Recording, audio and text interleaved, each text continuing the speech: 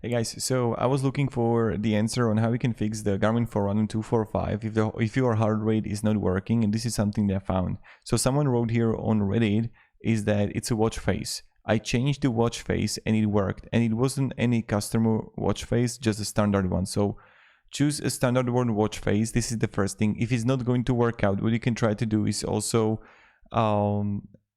this is something that I found here. This is something that I like.